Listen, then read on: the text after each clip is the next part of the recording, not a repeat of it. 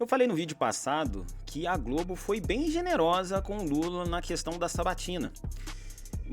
Bom, eles tinham que fazer algumas perguntas para o Lula, porque também uma sabatina consiste nisso, em perguntas, em forma de pressionar o candidato a responder, né, as perguntas, os seus planos de governo, coisas positivas e negativas, né, do seu governo e de plano de governo para um candidato que nunca foi presidente, no caso do Flávio Bolsonaro e os demais, tipo Romeu Zema e outros candidatos.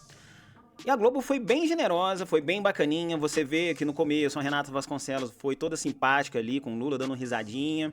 E uma coisa que ficou bem clara nisso é que o Lula isentou de responder quase todas as perguntas e absolutamente a Globo desistia de insistir em alguma pergunta. No caso da Roberta Luxinger, que a Renata, né, pergunta e o Lula fala que não conhece a Roberta Luxinger, nunca viu, não teve envolvimento e não sabe quem é essa mulher, ainda mais chama a Roberta Luxinger de pilantra, que é uma coisa engraçada até. Seria muito bom se a Roberta Luxinger estivesse vendo essa sabatina, que ela dá pra perceber, né, o mato que ela lenhou, né, porque ela disse que não ia cair sozinha. E ver o Lula, o cara que ela tanto, né, agradou e tanto que ela pagou sapo, né? Pagou pau, desculpa, eu falei errado, pagou pau pro Lula, chamando ela de pilantra, ela poderia devolver, né? Agora, podendo entregar o Lulinha e a todas as corrupções que eles fizeram todos juntos, né? Só que em um determinado tempo que a Renata fazia as perguntas e o Trali também fazia as perguntas,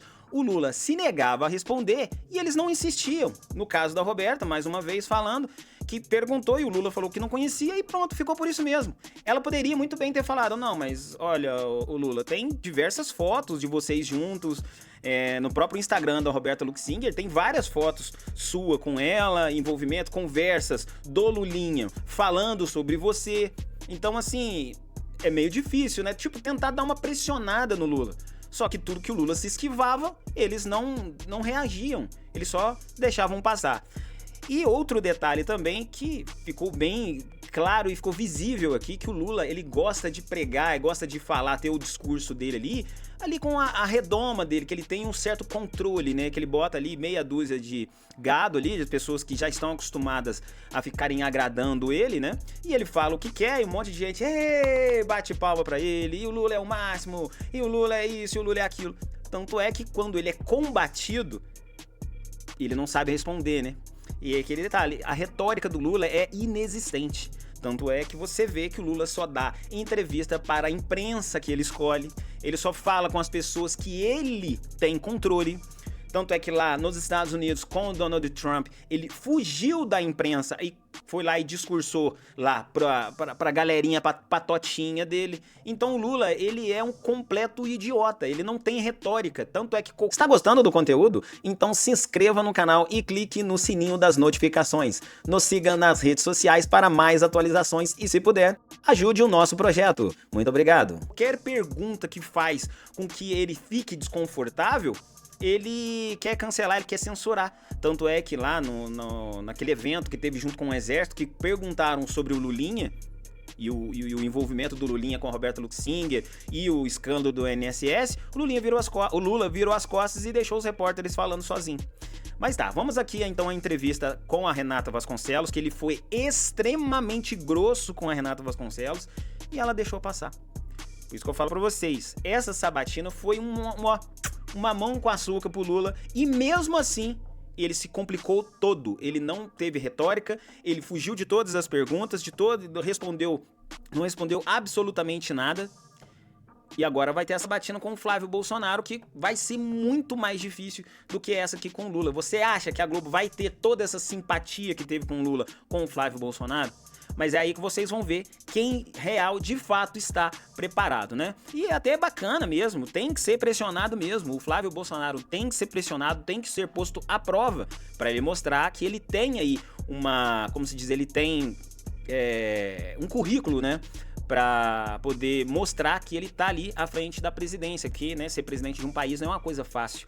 Não é ser pressionado por um simples repórter que vai fazer com que você perca toda a estribeira, perca o seu psicológico e fique ansioso. Você vê que o Lula não deixa a repórter falar, a todo momento ele quer interromper, a todo momento ele fica na ansiedade de responder.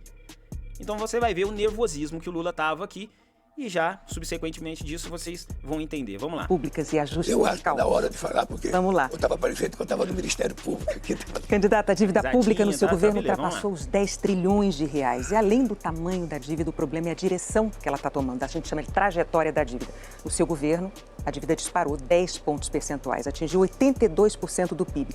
E essa trajetória, ela pressiona os juros que encarece o crédito, que dificulta o investimento e que pesa no bolso das famílias. O seu programa de governo menciona uma necessidade de um ajuste fiscal, mas não traz metas explícitas para os próximos 4 anos. Então, quero saber do senhor quais são as suas metas e para que percentual do PIB o senhor pretende trazer essa dívida? Renata, eu pensei que uma jornalista da tua qualidade, da tua competência, pudesse começar essa pergunta.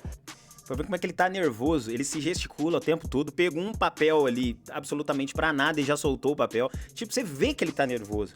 Você vê que ele tá nervoso e com raiva, entendeu? E ele quer ensinar pra jornalista como ela fazer o trabalho dela. A esquerda que tanto prega aí a misoginia, que, né, o lugar de fala da mulher. Aí você vê o mansplaining, como é que é? Woman interruption, que eu não entendo absolutamente, acho que isso daí é completa besteira, completa idiotice. Mas tá aí, ué. Esse é o Lulinha de vocês. Falando diferente, Renata, você pode dizer, presidente Lula, o senhor foi o único presidente na história do Brasil que fez superávit primário durante 8 anos do seu primeiro mandato. Vamos lá. Primeiro mandato, que foi lá em 2002. Absolutamente, se você conferir os dados, o Lula pegou um governo enxuto do Fernando Henrique Cardoso. Ele pegou um bom governo do Fernando Henrique Cardoso, tanto é que mesmo ele fazendo um monte de bizarrice, o governo terminou com superávit, dado o visto do boom das commodities que teve em 2002, lá 20 e tantos anos atrás, que a China disparou a comprar aqui do Brasil, igual eles falam que é o boom das commodities, né, que o Brasil explodiu de vender commodities e superou, né, e mesmo que o Lula gastasse como se não houvesse amanhã, ainda sobrou dinheiro. Então é aquele detalhe. Mas vamos tirar essa questão e falando que ele tá falando lá do primeiro governo de 8 anos atrás. Mas Lula, a pergunta que ela fez foi desse governo de agora, o último, do ano de 2023 até agora, no final de 2026. É sobre esse governo que ela tá perguntando, entendeu? É sobre esse último governo, não é lá de trás. Tá vendo como é que ele foge das perguntas? E mesmo ele tendo um governo com superávit lá atrás, foi tanto por culpa do Fernando Henrique Cardoso, que entregou um governo bacaninha na mão dele. Mas vamos lá, vamos dar continuidade aqui. Dos países do G20, eu fui o único que fiz superávit primário durante 8 anos. Nunca tive problema fiscal nesse país. Absoluta mentira. E, mais uma vez, foi o único país que teve o boom das commodities. Nunca se vendeu tanto como nos anos 2000 pra cá. A China começou a consumir muito do Brasil, fazendo elevar várias áreas, várias empresas aqui no Brasil, e como o Brasil ainda vive, né, dessas commodities. O Brasil vende muito produto sem só a matéria-prima, na verdade, né? E o agro brasileiro também vem para fortalecer muito isso, entendeu? Mas exatamente isso. Ele deu a sorte de pegar um governo arrumado, com a casa arrumada pelo Fernando Henrique Cardoso. Mas, né, agora ele foge da pergunta e esquece absolutamente da dívida de 10 trilhões, que o Brasil estava com uma dívida de 6 trilhões sobre um pós-pandemia e praticamente quase que dobrou, chegando a 10 trilhões. Todo mundo sabia que assim que o Lula assumisse a presidência, que a gastança ia começar a desenfrear, que o pé no acelerador da gastança ia atolar até o assoalho. Você acha que o Brasil está com um problema de dívida pública porque nós chegamos a 80%? Sabe por quê? Porque nós temos há mais de 10 anos sem crescer. Você sabe quando é que o PIB voltou a crescer acima de 2%, Renata? Cruza os braços, ficando absolutamente agressivo. Ele tá questionando a Renata, a pergunta que ele fez, parece que ele tá num tom ameaçador. E falando que o Brasil tá há 10 anos sem crescer, sendo que há 10 anos atrás era o governo Dilma que estava. E logo depois teve um curto período do governo do Temer, que mesmo assim ainda conseguiu arrumar muita cagada que o governo Dilma tinha feito. Aí foi o Jair Bolsonaro, que teve o azar de, logo no começo do governo dele, já explodiu aí uma pandemia que acabou com a economia do mundo inteiro, não foi só do Brasil, foi do mundo inteiro. E mesmo depois da pandemia, o Bolsonaro ainda entregou o Brasil com superávit. Entregou o Brasil para o Lula com dinheiro em caixa, com a conta no azul. Entendeu? Agora imagina se a gente tivesse tido uma pandemia na época do Lula. A gente tava muito fudido, mas muito na merda. Mas vai, dá continuidade aí que ele tá falando, vai. E olha a agressividade com que ele fala com a Renata Vasconcelos. E ela absolutamente em momento nenhum, ela interrompeu o Lula. Diferente do que ela fez com o Bolsonaro. Quando o Bolsonaro, né, fez um comentário dizendo que o salário dela era menor que o do William Bonner, e realmente naquela época era. O William Bonner ganhava mais do que ela naquela época, e ela mesmo assim ela foi e interrompeu o Bolsonaro e falou que o Bolsonaro, que o salário dela na época não condizia a importância de ninguém, se condizia só a ela, era coisa pessoal dela. E ela não aceitaria ninguém fazendo um trabalho igual ao dela, mesmo sendo homem ou mulher, ganhar mais do que ela. E naquela época o William Bonner ganhava mais do que ela. Não sei como é que ela ganha agora, comparada com o Trali. Mas naquela época o William Bonner ganhava mais do que ela, porque eu acho que também ele desenvolvia um outro... acho que ele era o diretor-geral, alguma coisa do tipo, mas ele ganhava mais do que ela. Entendeu? E ela interrompeu o Bolsonaro, dado visto aí a diferença, né, do tratamento, né? Mas vai, continua. Quando eu votei a presidência da República, você se esquece que eu deixei esse país crescendo 7,5% em 2010? Você se esquece que eu deixei esse país crescendo 7,5%? E quando eu votei, ele estava crescendo 1%. Ele só cresceu 3%, sabe, em 2023, 2024, 2025. Ele tá muito bravo, mas ele tá muito bravo, pra você não ter ideia. Ele tá ficando até vermelho, pra você ter ideia. Então é isso que eu falo pra vocês. E no caso, tem outras coisas aqui que ele fala. Então, tal. deixa eu te falar uma coisa. Na medida que você começa a crescer a economia, o PIB começa a cair com ela, a dívida começa a cair com relação à dívida. 80% de dívida, sabe, um país, sabe, não é muito se você olhar para os Estados Unidos, essa não é uma preocupação, para o Japão, olha para a Itália. Essa trajetória. Você sabe qual é a dívida dos Estados Unidos? 120% do PIB, é 40 trilhões de dólares. Olha, o que é importante é o seguinte, uma dívida, sabe, uma parte dela é por conta da taxa de juros. Que você defender a vida inteira um Banco Central independente. Candidato, o seu ministro... Você está lembrado do Fernando Henrique Cardoso? Trocou 3 presidentes do Banco Central. Eu entrei e fiquei 2 anos com o presidente do Bolsonaro. A todo momento, ele não deixa os caras falar, ele não deixa os repórteres da Globo falar. É ele quem manda, entendeu? É como se ele estivesse falando, olha, vocês não estão fazendo o que a gente combinou. Ele tá absolutamente putaço. Você vê que ele tá nervoso. Ele tá até vermelho ali, se gesticulando e tal. Mas assim, isso aqui é só pra gente entender absolutamente com que tipo de ser humano que estamos lidando, com essa síndrome de protagonismo, sabe? Ele tem a síndrome de protagonista tão grande que até então, até hoje, o Lula não colocou ninguém abaixo dele. Não colocou ninguém para substituir ele. E na cabeça dele, eu acho que ele vai durar pra sempre. Ele vai durar 100, 120 anos. Ele é o Highlander, que nunca vai morrer, né? E mais uma vez eu falo pra vocês, esse chapéu do Lula é muito estranho. Já falei em diversos vídeos e vou repetir de novo. Ele tá dentro de um estúdio usando o chapéu, sendo que não precisa, ali não tá tomando sol, ali tem ar-condicionado à vontade, um clima mais tranquilo, tanto é que ele tá de terno, não tá calor, não tem sol. O Lula tá escondendo alguma coisa sobre o tratamento de câncer de pele que ele teve aqui, acho que na parte de trás da cabeça. Ele está com a saúde fragilizada. Você vê que o a entonação de voz dele está mudando. Você vê que o Lula está ficando mais rouco a cada dia. Claro que ele faz muito discurso, ele fala muito, mas você vê que a saúde dele está se deteriorando. Desde quando ele saiu da cadeia para cá, o Lula tem emagrecido.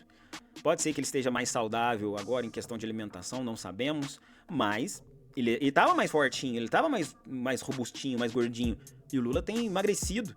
E você vê que a saúde do Lula é um ponto em questão, é uma coisa a se questionar. Nessa sabatina deveria ter perguntado algo sobre também, né? Ele não tira esse chapéu para nada. E é absolutamente isso que eu venho falar para vocês. O Lula praticamente, nesses dizeres dele aqui, parece que ele manda na Globo. É a mesma coisa que ele fala assim, o dinheiro que eu dou pra vocês não tá fazendo efeito porque eu vim aqui pra vocês fazerem uma propaganda política pra mim. Não vim aqui pra vocês me esculachar. Não vim aqui pra vocês ficar fazendo esse tipo de pergunta pra mim. Eu vim aqui, eu quero que você fale isso, isso e isso. Eu quero que você fale que o meu governo foi bom, eu quero que você minta, eu quero que você fale que o meu governo foi de economia voando, que não tem desemprego, eu quero que você fale que essas empresas não estão quebrando, eu quero que você faça uma propaganda para minha candidatura à presidência. Eu não quero que você venha aqui me pressionar, fazer um monte de perguntas que eu não sei responder. É isso que o Lula queria falar para Renata Vasconcelos e para o César Tralli. Será? Absolutamente, será que vai ter o mesmo tratamento agora, hoje, na sabatina do Flávio Bolsonaro?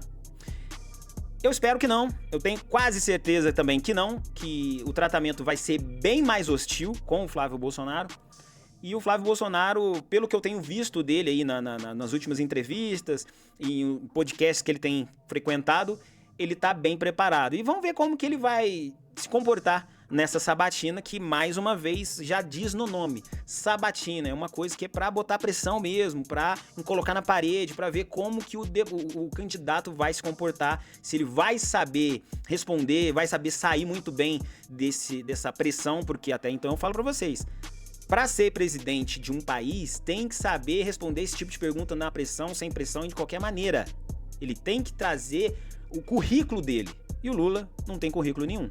O único currículo do Lula é de ser um ladrão e um corrupto. Obrigado por ter assistido o vídeo até aqui. Se você gostou do vídeo, deixe o seu like, o seu compartilhei, se inscreva no canal e nos ajude com o nosso Projeto Pix para a gente estar trazendo cada vez mais vídeos melhores com mais qualidade para vocês aqui no YouTube. Muito obrigado, Deus abençoe a todos vocês, fiquem com Deus e até o próximo vídeo.